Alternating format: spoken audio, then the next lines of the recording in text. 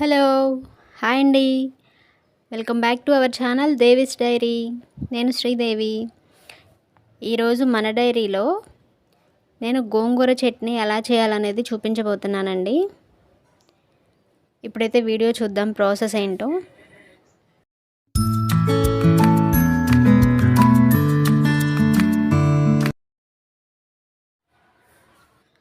ముందుగా నేను ఇక్కడ గోంగూర కట్టలు పెద్ద కట్టలు 2 తీసుకున్నానండి. దాన్ని శుభ్రంగా ఆకు తుంచేసేసి పురుగులు అదేమీ లేకుండా చూసి శుభ్రంగా వాష్ చేసి పెట్టుకున్నాను. 2 పెద్ద కట్టలు. తర్వాత స్టవ్ మీద ముందుగా ఒక ప్యాన్ పెట్టుకొని అందులో ఒక 3 టేబుల్ స్పూన్స్ ఆయిల్ వేసుకొని ఇందులో మనం పచ్చిమిర్చి వేయించుకోవాలండి.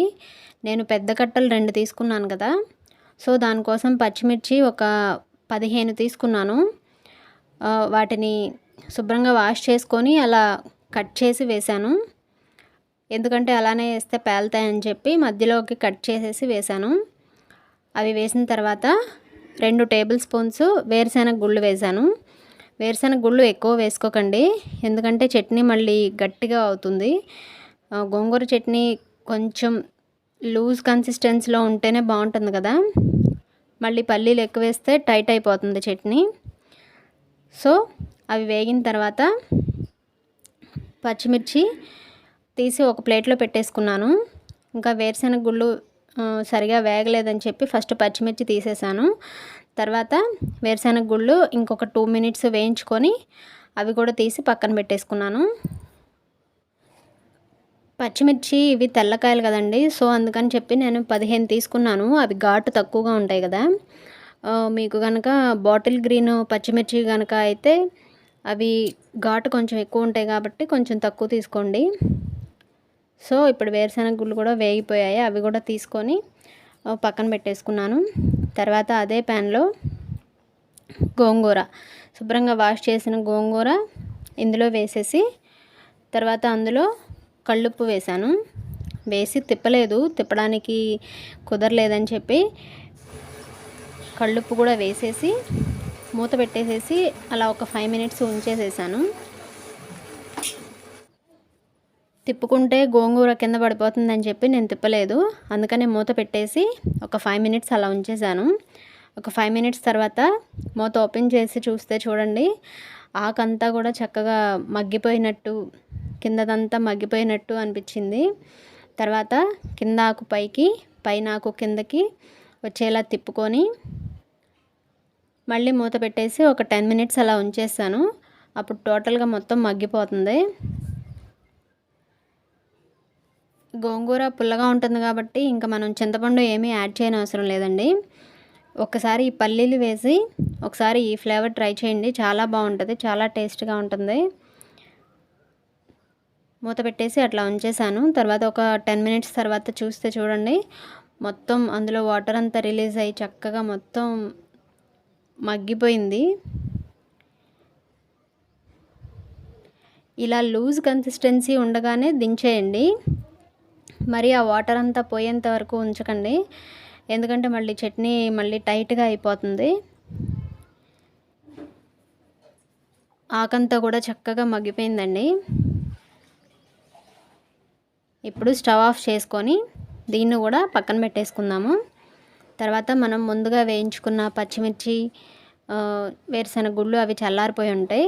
ఇప్పుడు ఒక మిక్సీ జార్ తీసుకొని అందులో 7 నుంచి 8 వెల్లుల్లి రెబ్బలు వేసి, తర్వాత ఒక టేబుల్ స్పూన్ జీలకర్ర వేసి, వేరుశెనగ గుళ్ళు వేసి, తర్వాత వేయించుకున్న పచ్చిమిర్చి కూడా వేసేసి కళ్ళుప్పు వేసి మెత్తగా గ్రైండ్ చేసుకోవాలండి. ఈ పచ్చిమిర్చి పేస్ట్ అనేది చాలా మెత్తగా గ్రైండ్ చేసేసుకోవాలి.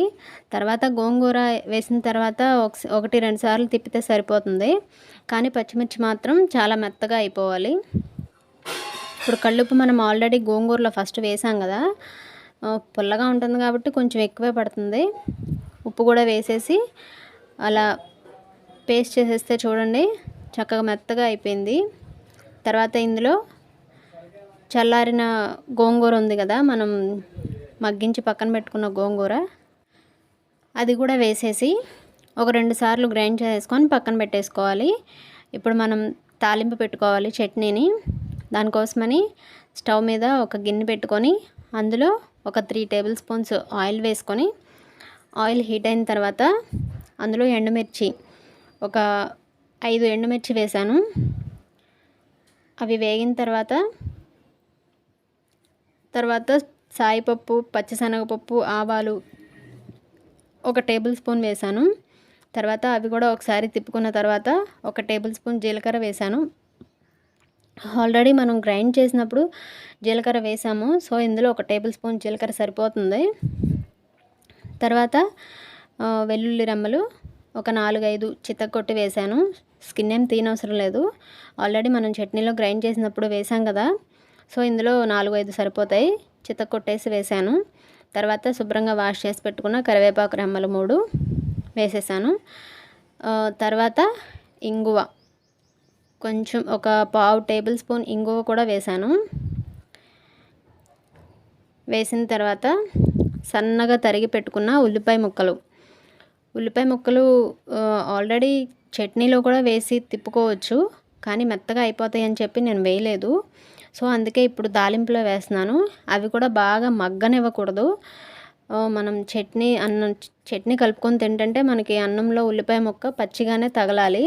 సో అందుకని చెప్పి ఉల్లిపాయలు ఎక్కువ మగ్గనివ్వలేదు. ఉల్లిపాయలు వేసిన తర్వాత ఒక 2 మినిట్స్ తిప్పేసేసి తర్వాత గోంగూర చట్నీ వేసేసాను ఇందులో.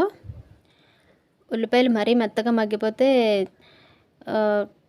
టేస్ట్ వేరేలా ఉంటుంది, మళ్ళీ పచ్చిగానే ఉండాలి. తర్వాత గోంగూర వేసేసి శుభ్రంగా తిప్పేసుకున్నాను. ఇప్పుడు మన గోంగూర చట్నీ అయితే రెడీ అయిపోయింది. వేడివేడి అన్నంలో ఈ గోంగూర చట్నీ వేసుకొని నెయ్యి వేసుకొని తింటుంటే ఎంత బాగుంటుందో. ఒకసారి పల్లీలు వేసి ఈ ప్రాసెస్లో కూడా ఒకసారి ట్రై చేసి చెప్పండి ఎలా వచ్చిందనేది. ఫైనల్గా ఒకసారి సాల్ట్ చెక్ చేసుకొని, సాల్ట్ సరిపోకపోతే వేసుకోండి. సాల్ట్ ఎక్కువగానే పడుతుంది, గోంగూర పుల్లగా ఉంటుంది కాబట్టి. నాకు సాల్ట్ సరిపోలేదు, అందుకే ఒక టేబుల్ స్పూన్ సాల్ట్ వేసి తిప్పాను. ఫైనల్గా మన చట్నీ అయితే ఇలా రెడీ అయిపోయిందండి. మీరు కూడా ఒకసారి ట్రై చేయండి కంపల్సరీ. ఈ వీడియో కనుక మీకు నచ్చినట్లయితే వీడియోస్ని లైక్ చేయండి, మీ ఫ్రెండ్స్కి రిలేటివ్స్కి షేర్ చేయండి, అండ్ ఛానల్ని సబ్స్క్రైబ్ చేసి పక్కనే ఉన్న బెల్ ట్యాప్ చేసి ఆల్ అనే ఆప్షన్ క్లిక్ చేస్తే నేను కొత్త వీడియో పెట్టగానే మీకు నోటిఫికేషన్ వచ్చేస్తుంది. Thank you.